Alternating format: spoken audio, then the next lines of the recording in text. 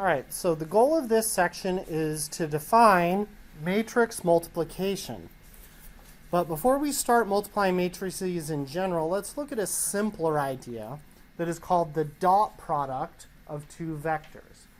So the dot product only exists when we are multiplying a row vector by a column vector, or a column vector by a row vector. So that's only going to be the case when we have a column matrix and a row matrix. So the dot product, if matrix A is given by the row A11, A12, A13, dot, dot, dot, all the way out to A1n, and the row vector B is B11, B21, all the way out to Bn1, then A dot B, or A times B, is we multiply the corresponding entries together and add them all together. So A11 times B11 plus A12 times B21 plus all the way down to A1n times Bn1. So notice, for the dot product to be defined, the length of each vector must be the same.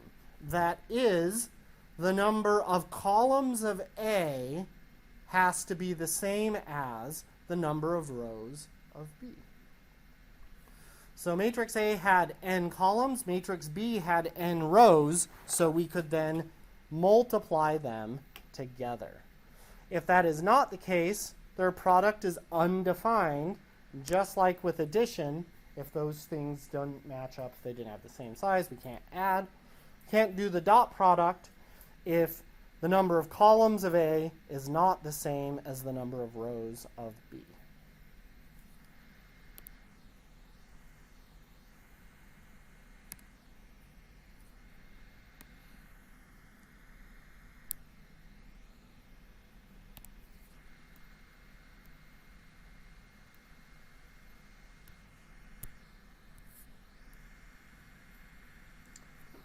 All right, so example 1. Find A dot B if A is the matrix 4, 3, and B is the matrix negative 3 and 4. So the product A times B was equal to A11 times B11 plus A12 times B21. All right, so A11 is 4 and B11 is negative 3. A12 is going to be 3 and B21 is going to be 4. So this gives us 4 times negative 3 plus 3 times 4. So then we get negative 12 plus 12, which is then equal to, in this case, 0. Okay, so I wrote this out the long way to help us connect what was going on, but let's look for a bigger pattern. When I did this multiplication, what did I do? I went from left to right across matrix A, and I went from top to bottom in matrix B, multiplying the corresponding entries. So my first thing was 4 and negative 3. And then I moved to the next thing, multiplied them together, and so forth. Because in general, we're not going to want to write out that long formula like I just did. So now for B, if I have A times B, using that pattern, I'm going to take the first thing in each matrix and multiply it together. So it's 1 times 0 plus, now I multiply the second things. So 4 times negative 3 plus, now I multiply the third things, so that's 0 times 2 plus the last things, which is negative 2 times 5. So then that gives me 0 minus 12 plus 0 minus 10, which gives me negative 22. So in this case, A dot B gives me negative 22. So the better way to think about it is we go across the first matrix and we go down the second matrix. And that's why they have to have the same length. And we just multiply the corresponding entries together and add them up. All right. So to calculate A dot B,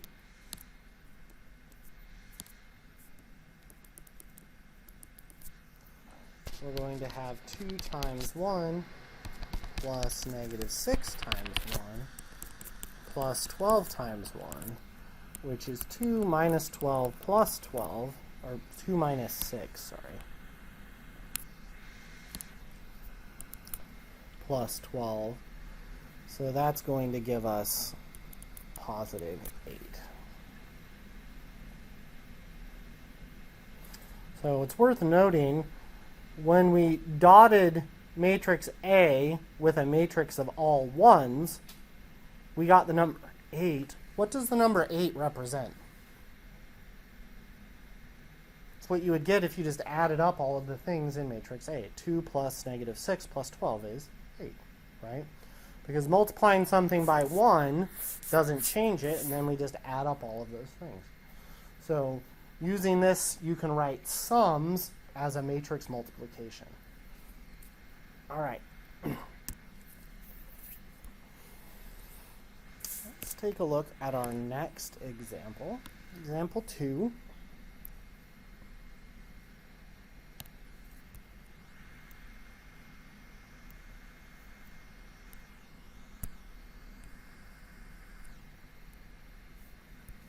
So last Friday, a movie theater had the following sales at its concession stand. So on Friday, popcorn they sold 67, hot dogs 22, nachos 13, and sodas 98.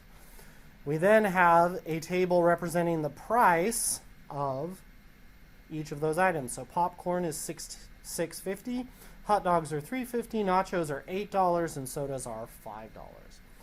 So calculate the revenue for concession sales last Friday night. So the shape of these tables gives us a bit of a hint. So if we were to denote each of these matrices, so let's call matrix, well, the first one from the first table, let's call it Q for quantity. You can call it whatever you want, but 67, 22, 13, and 98. And then we'll call our second table, when we write it as a matrix, we'll call it P for price. And we have 650, 350, 8, and 5. So if we want to calculate the revenue for last Friday night, we're going to have to calculate P times Q.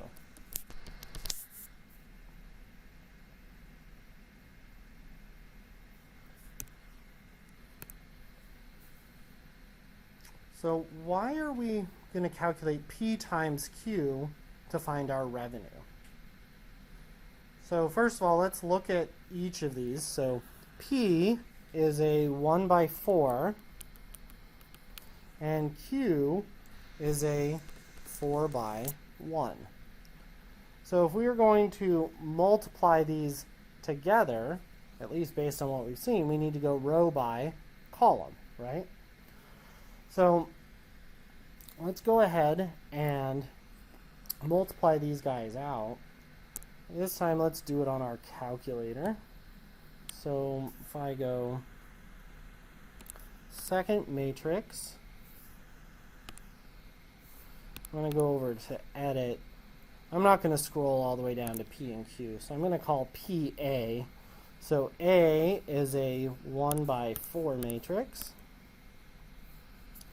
And we put in our values that we have. So we're going to have 6.5, 3.5, 8, and 5. Then we go second matrix. I'm going to go down to matrix B. Oops, I need to edit. So second matrix, I got to go over to edit matrix B. And matrix B is a 4 by 1, so 4 by 1. And I put in its values, so 67, 22, 13, and 98.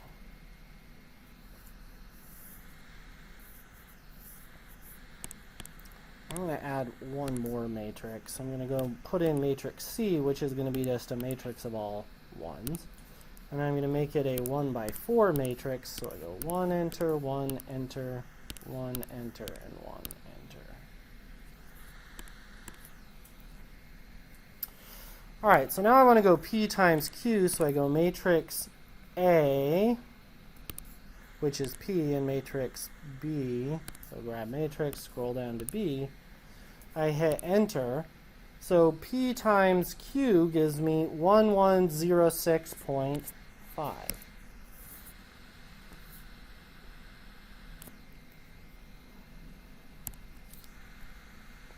So the dot product of those two matrices gives me this as my total.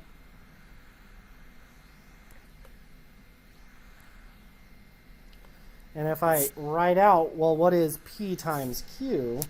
It's going to be 650 times 67 plus 350 times 22 plus 8 times 13 plus 5 times 98. And it equals that number.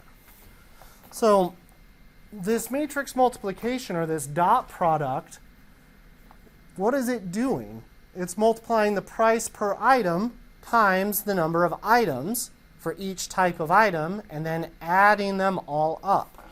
So it generates the total revenue that we get. Okay, well, what would P times the matrix of all ones represent? Or not P, sorry. Doing this backwards. I want to do the matrix of ones times Q.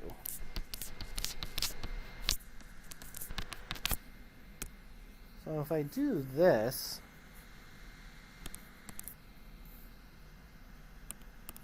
the matrix of all ones times the matrix Q, I get 200. Well, what is it that that represents?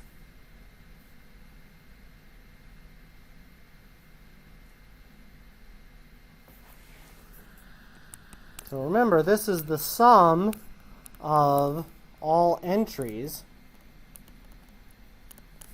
in Q. So what would that represent? It's the total number of items sold.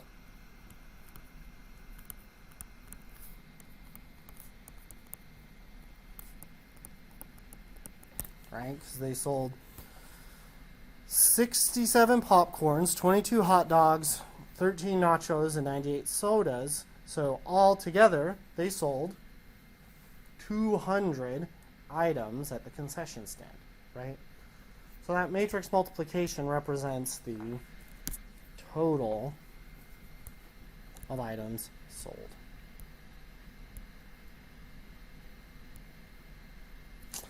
All right.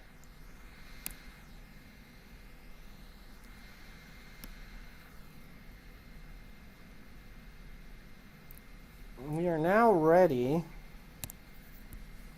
to talk about matrix multiplication in general. So we are going to use that dot product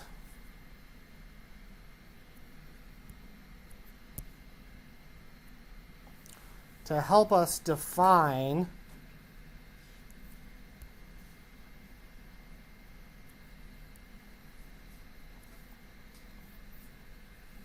product of matrix multiplication.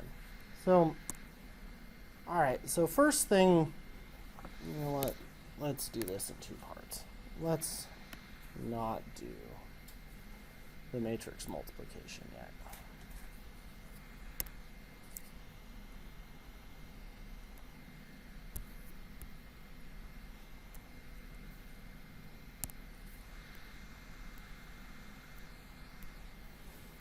All right, so let's consider the following equation to get started. So we have the linear equation 2x plus 5y is equal to 10.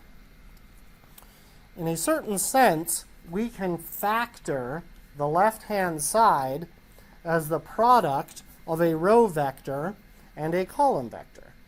So if we have the equation 2x plus 5 equals 10, and we have the matrix A, which equals 2, 5, and the matrix B, which contains the variables x, y, then A dot B is equal to 2x times, or 2x plus 5y. Using this notation, we can write the equation 2x plus 5y equals 10 as the matrix equation 2, 5 as a row dotted with the matrix B, x, y is equal to the number 10. Because if we multiply that out, we have a 1 by 2 and a 2 by 1, so 2 times x is 2x, 5 times y is plus 5y, is equal to the matrix 10, right? Well, two matrices are equal if and only if their entries are equal. So what does 2x plus 5y have to be the same as? 10. So 2x plus 5y has to be the same as 10, and that's the same as the original equation that we started with, right? So we're going to use this fact in our abstraction of systems of equations to matrices.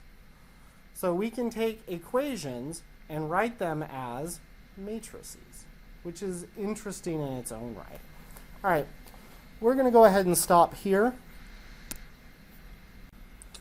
All right, so for an M by N matrix A and an N by P matrix B, so we'll write using the subscripts, although I do have a typo there. That should be an N by P matrix. It should match what's here. The product C is an M by P matrix.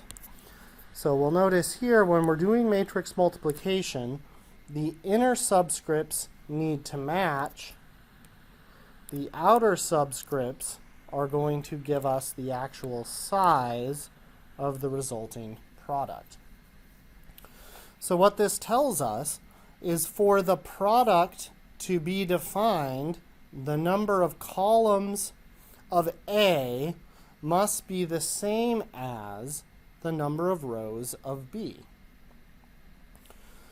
As we were doing the dot product last time, we were multiplying a row matrix by a column matrix. It wasn't coincidence that we chose to do that. So this is that same restriction that in order for that dot product to make sense, the length of the row had to be the same as the length of the column.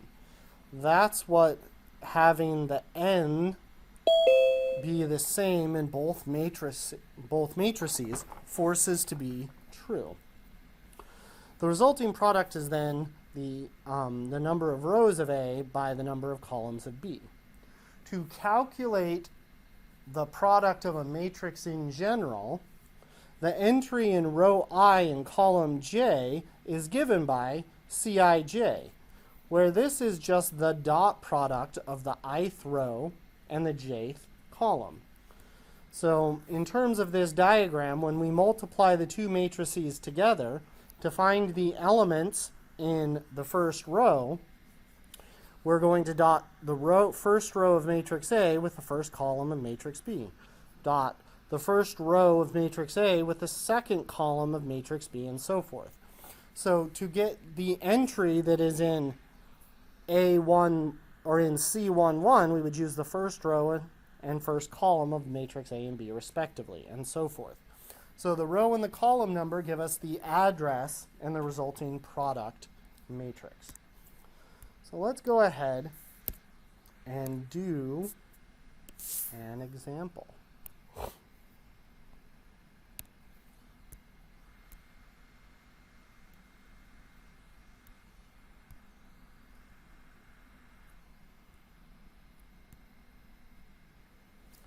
So if we have the matrix A, which has row 1, 2, 3, second row 4, 5, 6, and matrix B, which has column 2, 4, 6, and column 8, 10, 12, we want to find matrix A and matrix B. So the first thing we're going to check is matrix A is a 2 by 3 matrix. It has 2 rows and 3 columns. Matrix B has 3 columns and 2 rows.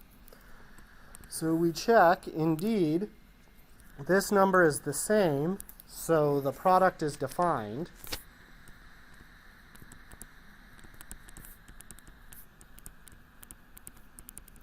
If those numbers aren't the same, the product is not defined and the product does not exist.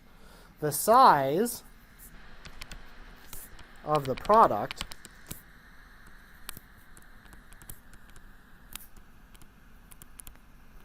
is going to be a 2 by 2 matrix. So 2 by 2.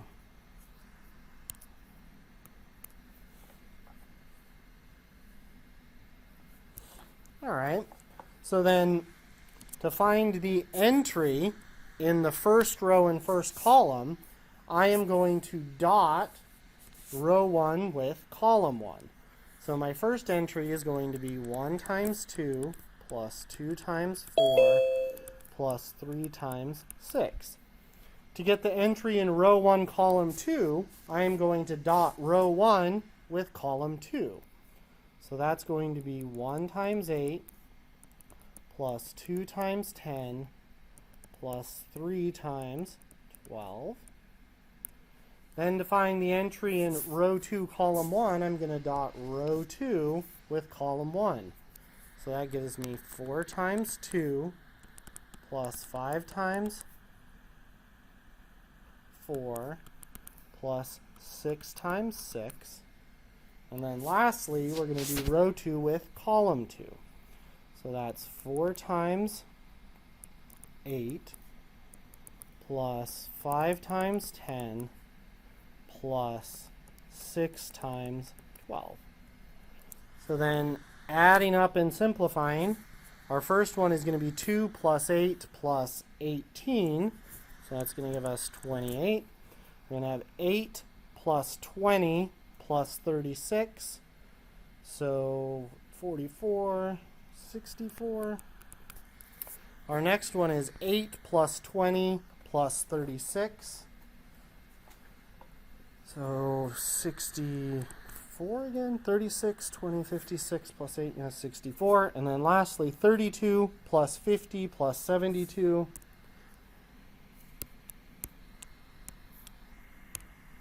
Should probably stop doing arithmetic in my head. 4 times 8 plus 5 times 10 plus 6 times 12 gives me 154. So then the product of matrix A and matrix B was a 2 by 2 matrix with the following entries. So we can do this matrix multiplication in our graphing calculator. So if we go to our matrix menu, matrix A, we go over to edit, we can input matrix A, which is a 2 rows by 3 columns. And we have 1, 2, 3, and 4, 5, and 6. We can then put in matrix B, so we go second matrix, go over to edit, choose matrix B this time, and it's going to be 3 rows and 2 columns, so a 3 by 2 matrix. And we have 2 and 8, 4 and 10, and 6 and 12. Then we want to multiply matrix A and matrix B, so we go second matrix, we choose A, and go second matrix, scroll down, choose B. Our calculator knows that the juxtaposition of two things means to multiply. So we press enter, and we get the matrix 28, 64, 64, 154, which is the same thing we got by using the dot product. So we can do the multiplication on our calculator as well, and we'll see as compared to addition and subtraction, matrix multiplication is a bit more work. All right, this problem also asked us to find matrix B times matrix A. So the first thing we want to do is check, does that product even exist, right? So matrix B, once again, was a 3 by 2 times matrix A, which is a 2 by 3. So we look at our inner numbers, so here and here, and indeed they are the same. So then the product is a 3 by 3 matrix. Oh, that's interesting. So let's just do that on our calculator. So we go second matrix. If I put B first, then I go second matrix and I choose A, I press enter. This time I get the following matrix.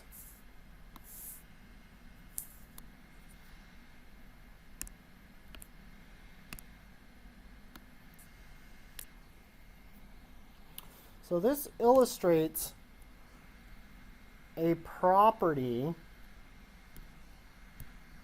about matrix multiplication.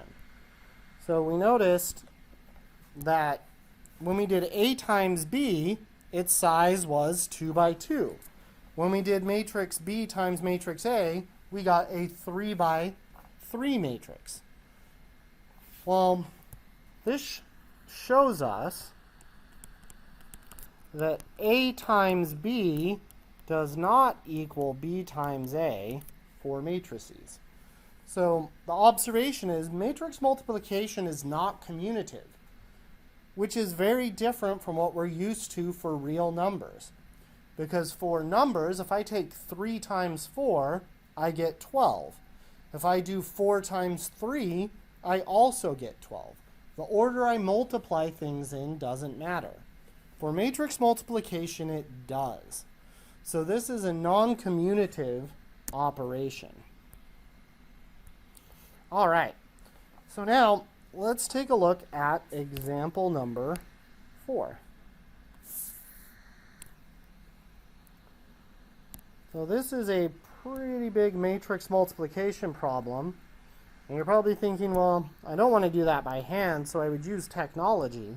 But before we even get there and try to do it, let's make an observation. So this matrix has 2 rows and 5 columns. This matrix has 1, 2, 3, 4, 5 columns and 3 rows. So it's always worth checking, because if these numbers aren't the same, we can't multiply. But in this case, we can. So the product is defined.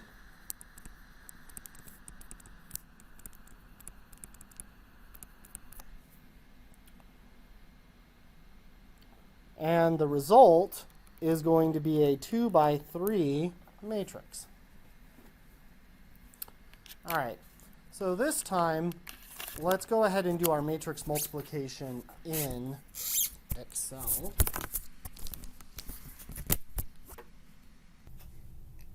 All right, so to multiply 2 matrices together in Excel, or 2 arrays as Excel is going to call them, we have to first note the size. We have a 2 by 5 multiplied by a 5 by 3. So we know the multiplication is going to make sense because the inner numbers match as 5, and our result is going to be a 2 by 3 matrix. So that's going to be a matrix with 2 rows and 3 columns. So we have to highlight an area. So we click in the upper left-hand corner, press Shift, and then we're going to move over here and click to make a 2x3 array. Then we go up to our bar and we are going to type in the address of our first array, which starts at A1, and then the colon says go all the way, and we have to go to E2. So that's going to highlight our first array, times, and then we do the same thing for our second array, so it starts at G1 and is going to go through I5, and we see that it's highlighted. And then don't forget to hold down Shift and Control as you press Enter, because it's an array formula.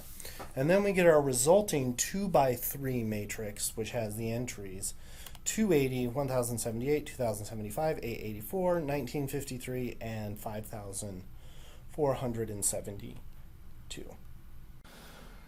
All right, so let's put it into our calculator and calculate this product.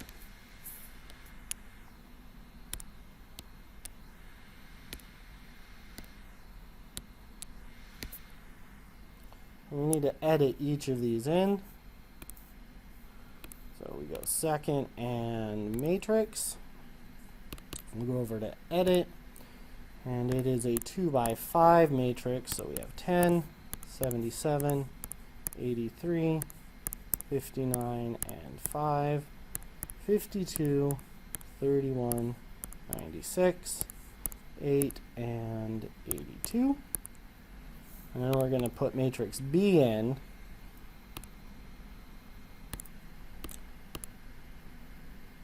And this time it's going to be a 5x3 matrix. So 5x3, 28, 14, 25, 17, 63, 57, 77, 2, and 28, 18, 9, and 8, 80, 96, and 50.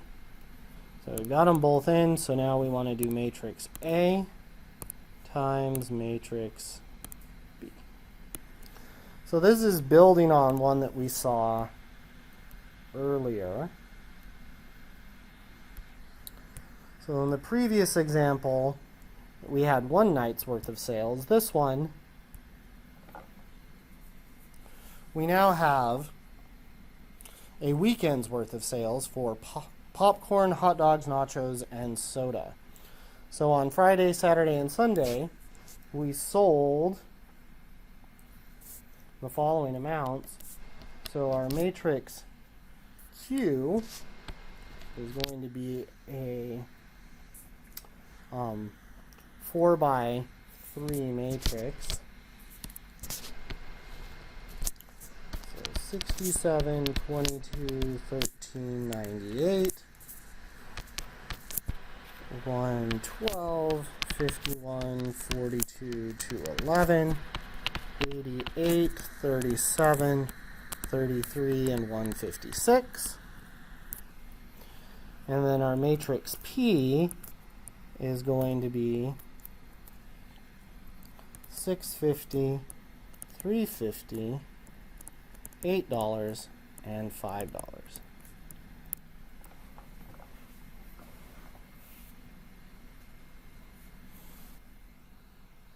One by, yes, so this one does work. 1 by 4, because we're going to do a transpose in a second. So this one works, but this one does not. 1 by 4. So this one's undefined.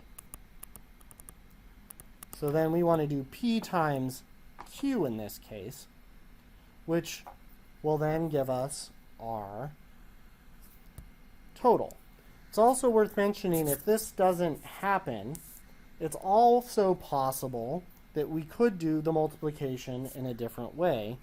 You'll note if we did Q transpose times P transpose, if we transpose a matrix, it inverts its rows and its columns.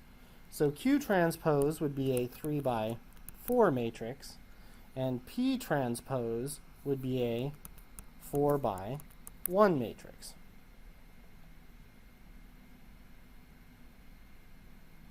And we'll notice we're going to end up with the same ending size when we do that.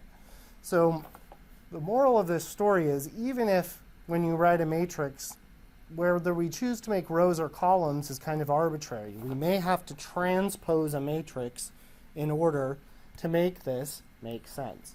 But let's go ahead with our PQ.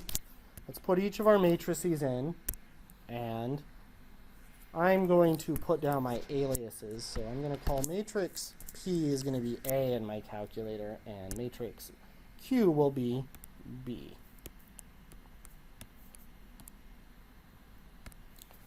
So let's go into our matrix menu. I'm going to go over and edit matrix A. So A is going to be my P, and my P is 1 row and 4 columns, so it's a 1 by 4. So we have 6.5, 3.5, 8, and 5. Second quit. We're now going to put in our other matrix.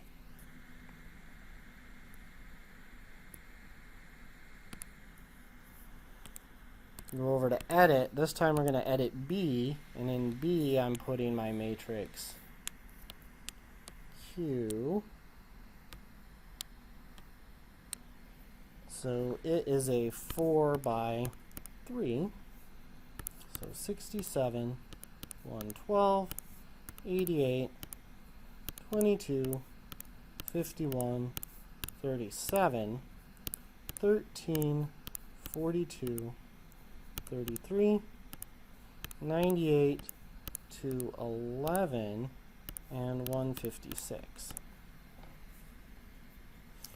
So now let's go ahead and multiply these together. So we multiply matrix A by matrix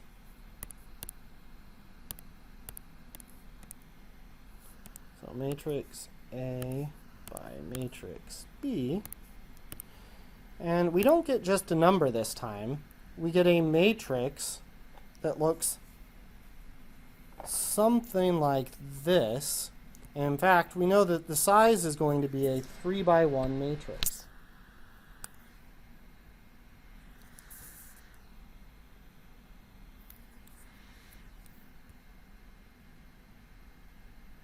Or a 1 by 3. We did P by Q. So 1 by 3. And what is that going to represent in this case? So we have 1106.5, 2297.5. We need more space.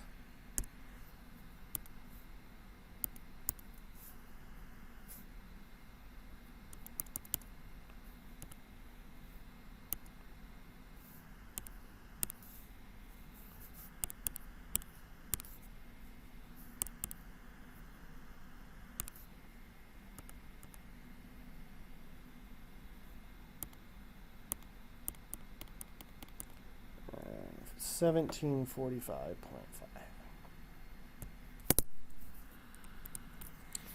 So what do each of these numbers represent? Well, when we did our product, what did we do? We multiplied across the row and down the column. So down across this row and down this column, so the entry in row 1, column 1, this represents Friday's sales, this is Saturday's sales, and this is Sunday's sales, right? So if I want the total number of sales for the entire weekend, I would need to multiply that by the ones matrix of the same size. So if I go second matrix and I go over to edit, and I make not that one, second matrix, I need matrix C, edit, and I make it a 3 by 1 with all ones in it. So I take the matrix we just found, and I want to multiply it by my new matrix, matrix C. and I get this. So when I multiply it by the ones matrix, that has the effect of adding up all of the elements of that matrix. So then the product of the ones matrix and this matrix gives us our total. So that is the total for Friday, Saturday, and Sunday. So the intermediate product that we got by multiplying P by Q gave us a 1 by 3 matrix where each column represented the total sales for each of the days, Friday, Saturday, and Sunday. To find the total sales for the weekend, we would multiply it by a matrix filled with ones, because it's 1 times each of those, and then you add them up, which would represent our total sales for the entire weekend. All right.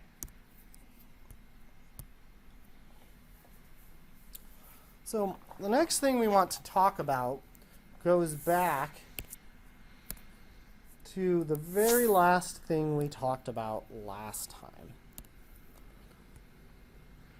So right before we left, we talked about how we can take equations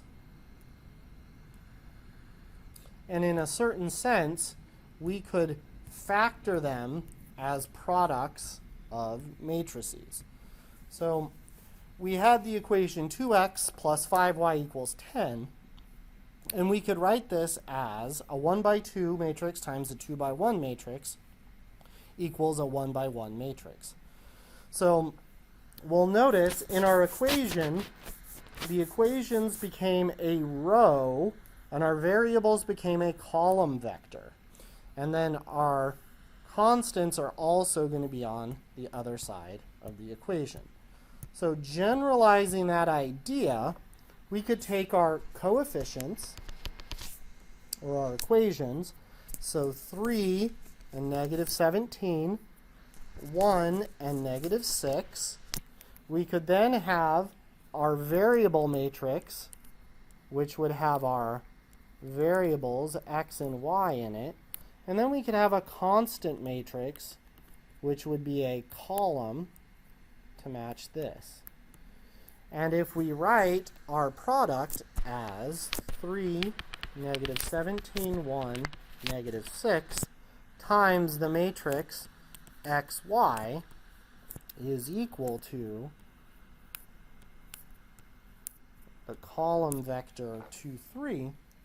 If we were to check by multiplying, if I multiply row 1 by my column 1, that gives me 3x minus 17y. If I multiply row 2 by column 1, 1 times x gives me x, negative 6 times y gives me negative 6. So this was a 2 by 2 matrix times a 2 by 1. So this matrix right here is a 2 by 1 matrix, which equals this column over here, which is also a 2 by 1 matrix. Last time we talked about, well, two matrices are equal if and only if their entries are equal. So then this would tell me that 3x minus 17y is equal to 2. And this would tell me that x minus 6y is equal to 3. Well, wait a minute. That's the original, if I don't have a typo, that is the original system of equations. So we can generalize that idea of factoring one equation into factoring systems of equations into the product of a matrix A variable column vector equals a constant. Writing it out in terms of those symbols, I would get an equation that looked like this. A times x is equal to b. This is a linear equation.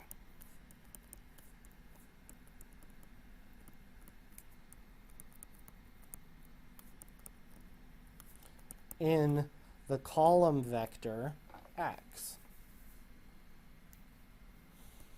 We'll make some connections to that in just a moment.